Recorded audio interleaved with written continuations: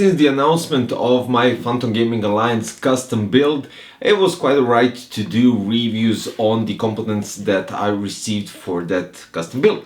Now today we have something really interesting. This is ASRock Phantom Gaming X flagship Z390 from the Z390 series of their motherboards, and it's quite interesting motherboard. First, because of the looks, I can't deny it, the looks are incredible, and we'll get to that part later on. But then you have loads of other possibilities, details, specifications and everything that we're going to get inside, and you'll see why.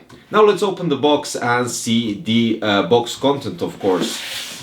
You can't deny that they did an amazing job when it comes to packaging, since you have all this kind of cool design and everything, which is quite alright. I mean, if you're paying a premium price for a premium board, you should get a premium package as well.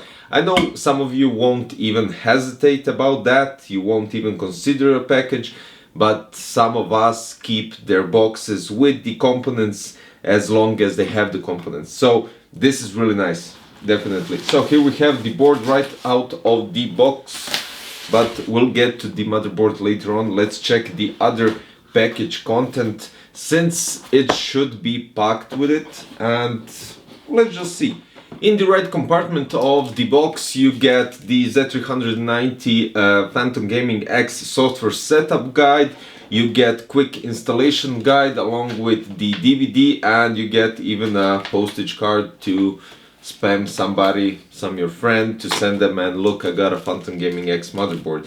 Now you got one standoff for your M.2 in the right, and in the left you have, well, loads of stuff. You have 4 SATA connectors, 4 SATA cables. 2 of them are 90 degree at one end, so you could manage it a bit better. You have 3 screws for your M.2 and 2 more standoffs for placing the M.2 SSD. You get a small Torx screwdriver just for the passive cooler of the M.2, and basically that is the part that really does look cool. Also we have here, this is, let me just open it, this is the Sli Bridge for 2 graphic cards. And we have here, oh yeah, this was a bag for the screwdriver, and we have the wireless antenna and Bluetooth antenna for the other side. You can already notice that it has 3 M.2 slots and that it has Bluetooth and Wi-Fi antenna. But let's go deeper into details with some specifications. One thing I'm fascinated by the motherboard is that it has 8 PWM fan headers, which is amazing. Usually motherboards come with 5 or 6.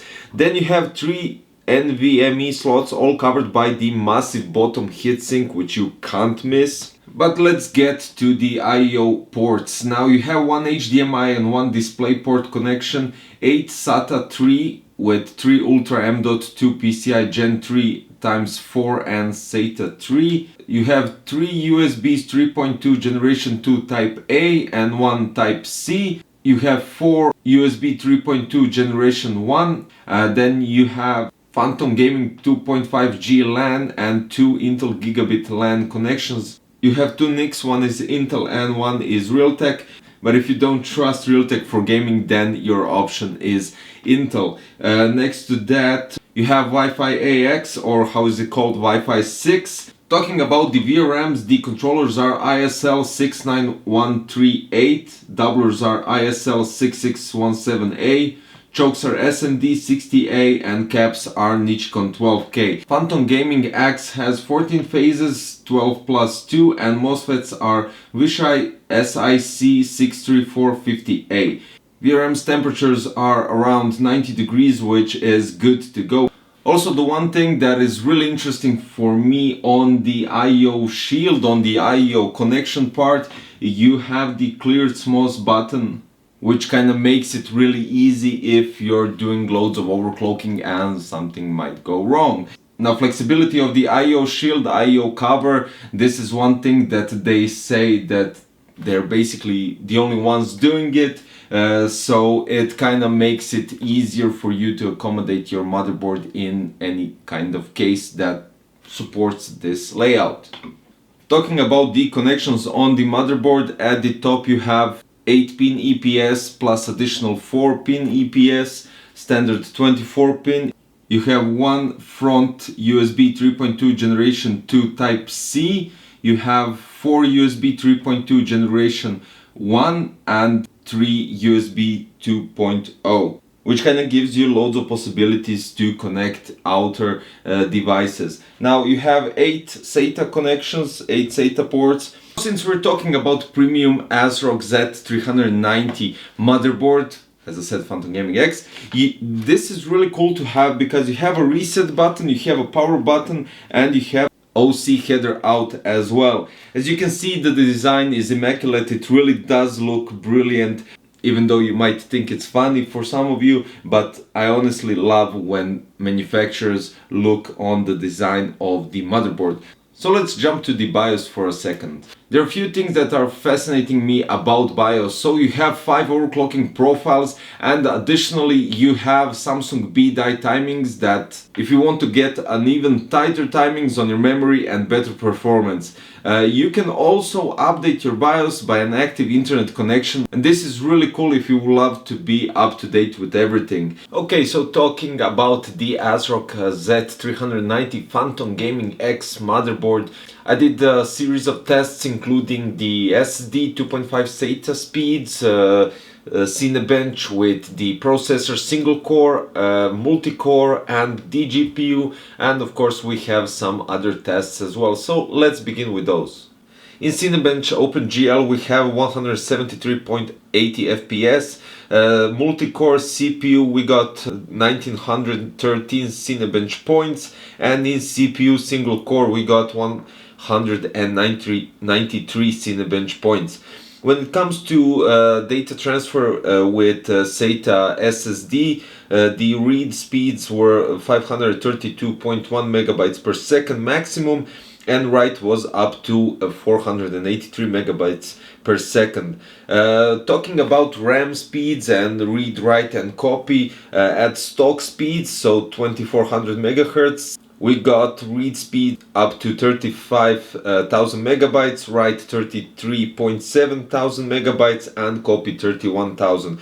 When unlocking the XMP1 profile up to 32,000 megahertz, we got read speeds 45,200 megabytes per second, write 44,900 megabytes per second, and copy 41. Of course, it's normal to have bigger speeds when the megahertz are higher, so this kind of makes all sense, but it's nice to see the difference in speeds. Now it's time to check out BIOS details and possibilities. The let's say easy version has already so much options, but it's more like user friendly than the advanced version. Entering tweaker submenu, you can notice the 5 user profile for overclocking that I have already mentioned earlier, and the possibility to load presets that are already pre-configured.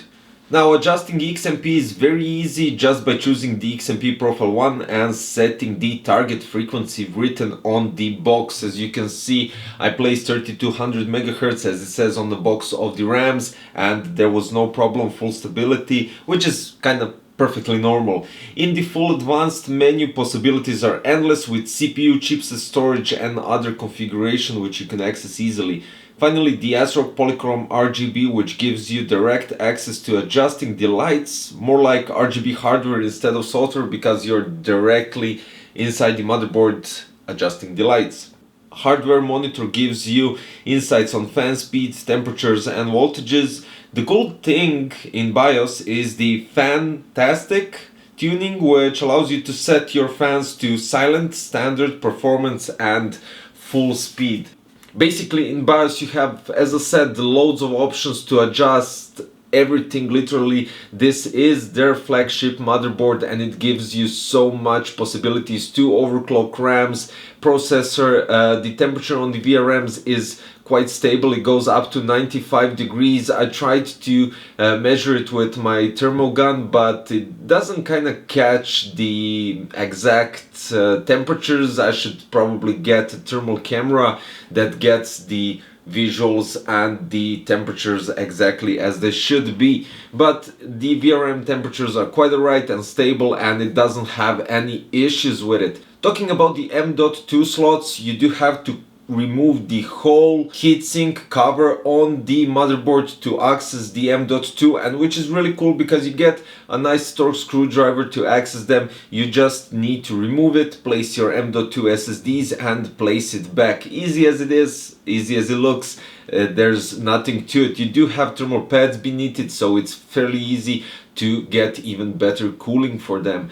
Now, all in all, a negative thing, people would say a price, but when you compare the price and all the performance, and if you're an overclocker and you want to push your CPU to the maximum, push your RAMs a bit higher and get some extra out of the motherboard, I think that wouldn't be placed under the negative part. The performance is outstanding. You can argue with that. Temperatures on the VRMs and everything else are quite alright. So basically, just because of all of that and all the tests and everything that I mentioned, I think this motherboard, the ASRock Z390 Phantom Gaming X, deserves a PC Crazy Performance Award badge, as tested and everything that we got from it. So guys, thank you for watching this video. The link is below for the ASRock Z390 Phantom Gaming X, and as you can see, it kind of blends in into all the Phantom Gaming Alliance components from InWin and Team Group, and of course the RX 590. Soon you'll see some more stuff, so guys, stay tuned. Don't forget to like, subscribe, and of course